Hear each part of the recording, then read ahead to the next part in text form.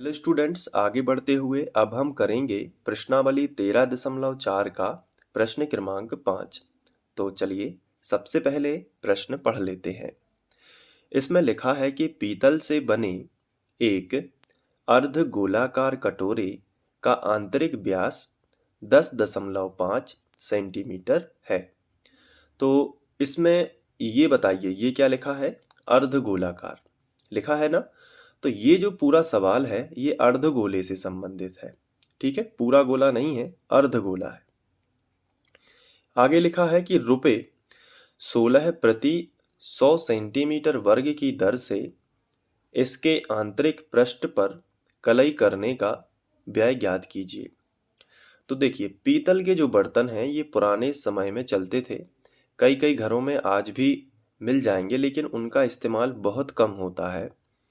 मतलब जो हमारे दादा दादी जो पूर्वज थे वो इस्तेमाल करते थे पीतल के बर्तन। आजकल स्टील के बर्तन चलते हैं कुछ इस तरीके से, जैसे ये स्टील का एक कटोरा है, तो ऐसे बर्तन चलते हैं।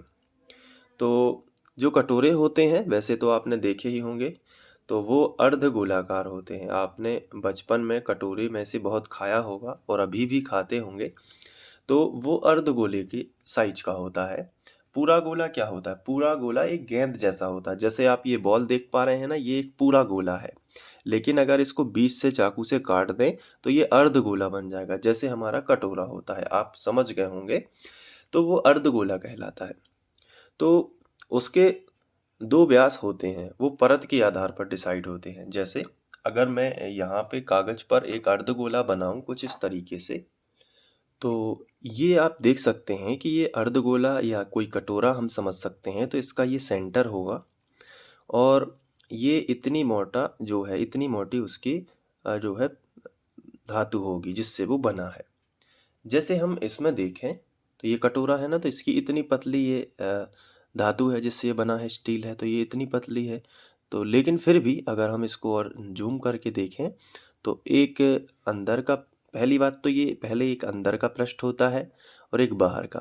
अंदर का पृष्ठ आंतरिक, यहाँ से ये वाला पृष्ठ है आंतरिक पृष्ठ कहलाएगा और ये बाहरी पृष्ठ कहलाता है। ठीक है, इतना आपको समझ में आ गया। अभी पूरा क्वेश्चन आपको समझ में आ जाएगा थोड़ी देर से, बस आपको ध्यान से देखते रहना है। अब देखिए, जैसे अगर हम इससे अगर ये वाला यहाँ से यहाँ तक की दूरी लें, ये वाली सेंटर से होते हुए, ये देखिए, तो ये अंदर के पृष्ठ को टच कर रहा है।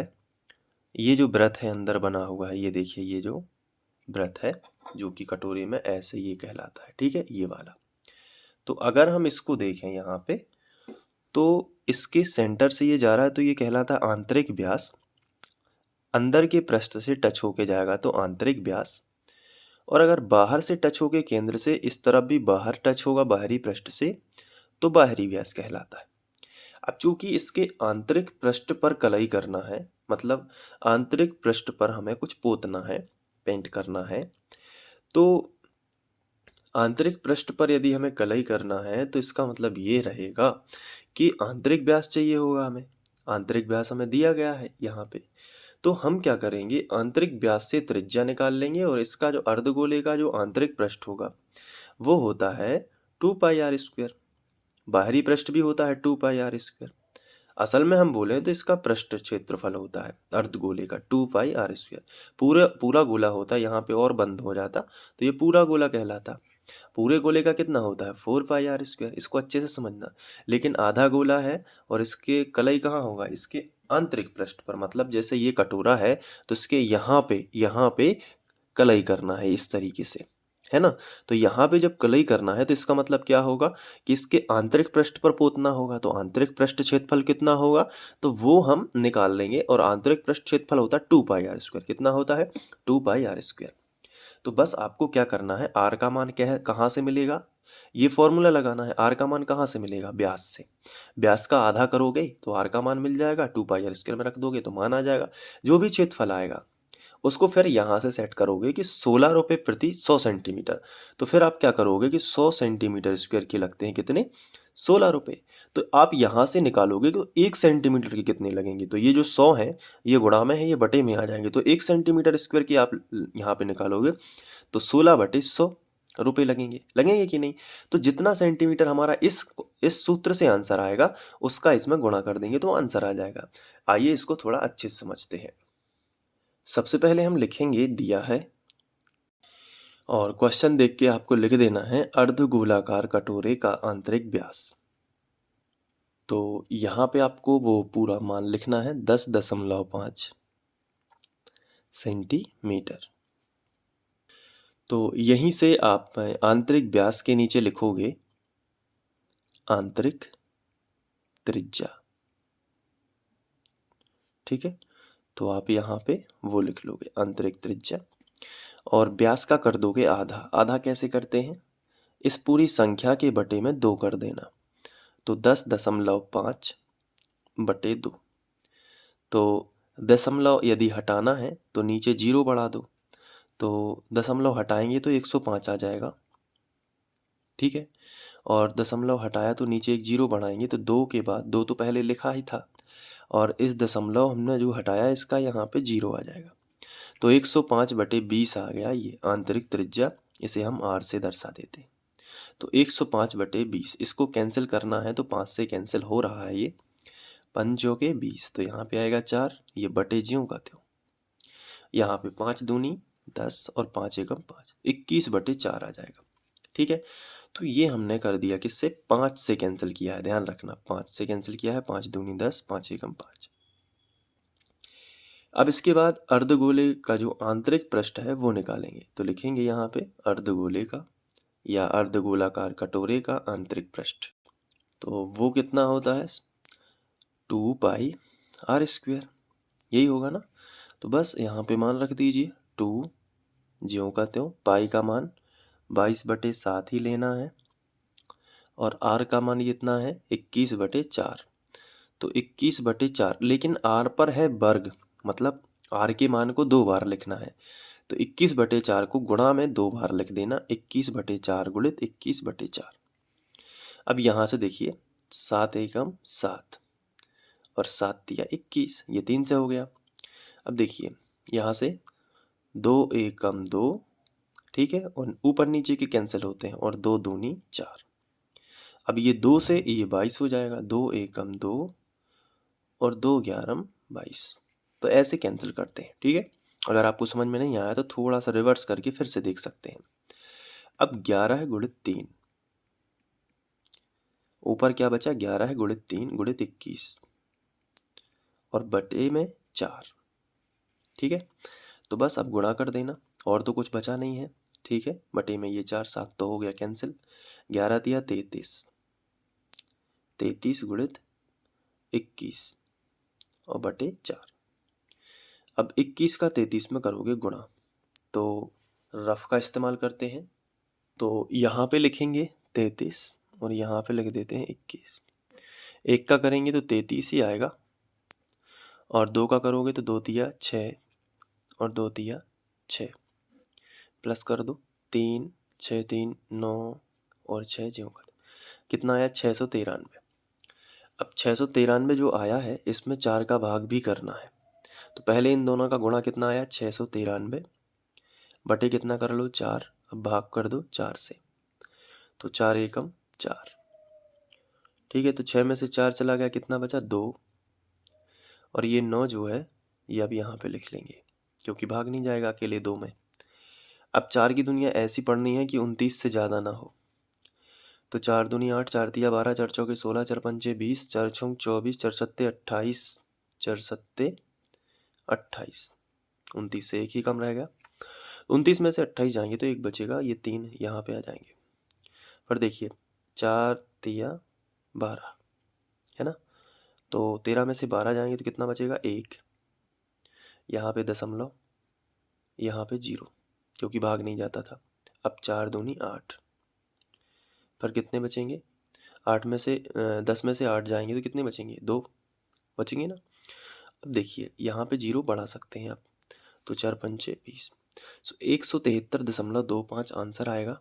आंसर नहीं मतलब अभी तो पृष्ठीय क्षेत्रफल ही आया है, ये देखिए, तो ये हमने लिख लिया। अब चूंकि ये है पृष्ठीय क्षेत्रफल इसलिए सेंटीमीटर वर्ग में लिखना है इसको। अब इसके बाद क्या करोगे? इसके बाद आपको यहाँ पे देखिए ₹16 लगते हैं प्रति 100 सेंटीमीटर के, है ना, ₹16। तो आपको लिखना है कि 100 सेंटीमीटर स्क्वायर के पैसे इतने हैं। तो यहाँ पे आपको लिखना है चूँकि 100 सेंटीमीटर स्क्वायर में कलई कराने का व्यय, कलई कराने का व्यय 100 सेंटीमीटर स्क्वायर में कलई कराने का जो व्यय है वो कितना रहेगा? तो वो रहेगा ₹16, यही है ना। तो 100 सेंटीमीटर से आपको 1 सेंटीमीटर निकालना है, तो ये जो 100 है ये अभी सेंटीमीटर स्क्वायर के गुणा में है, तो ये नीचे आ जाएगा तो बटे में, तो यहाँ पे 1 बच जाएगा। तो आप लिख सकते हो कि 1 सेंटीमीटर स्क्वायर में, बाकी हिंदी की भाषा पूरी ज्यों की त्यों, कलई कराने का व्यय, कलई कराने का व्यय,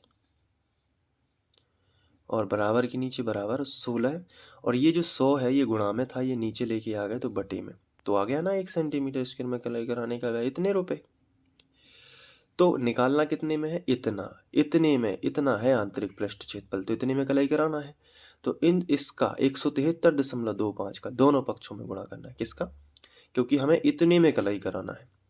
तो 173.25 सेंटीमीटर स्क्वायर में कलई कराने का व्यय, यहाँ पे भी उतने का गुणा हो जाएगा, तो 173.25 यहाँ भी इस वाली भाषा में गुणा और इसमें भी। तो एक की जगह पर अब लिखोगे आप 173.25 सेंटीमीटर स्क्वायर में कलई कराने का व्यय।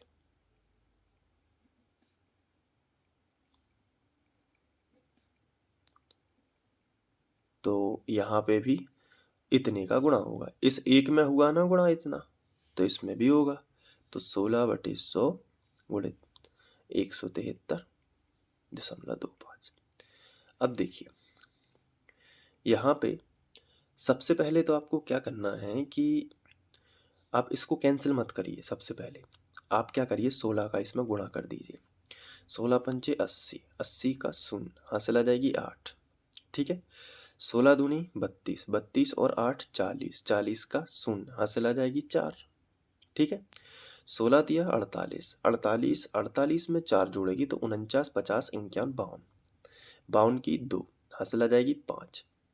16 सत्ते 112, 112 और 5 यहाँ पे लिखे हैं, तो 112 और 5 117, 117 की 7, हासिल आ जाएंगी 11। फिर 16 एकम 16 है, 16 और 11 ये जोड़ लेंगे तो यहाँ पे होगा 27, तो हम यहाँ पे लिखेंगे 27। ठीक है, तो अब इसमें 2 अंक दशमलव था, तो 2 अंक हमने ये दशमलव रख दिया। लेकिन बटे में कितना है? बटे में 100 है। तो अब इस 100 को भी यदि हटाना है तो इस दशमलव को 2 अंक फिर खिसकाना होगा।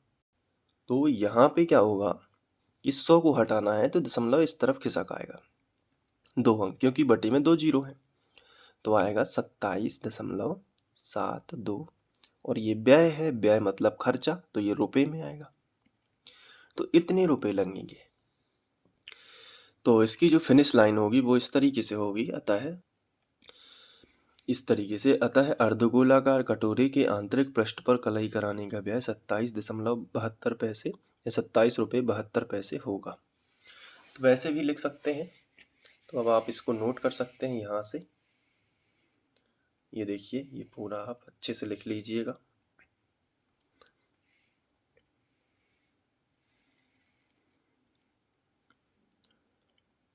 Thank you.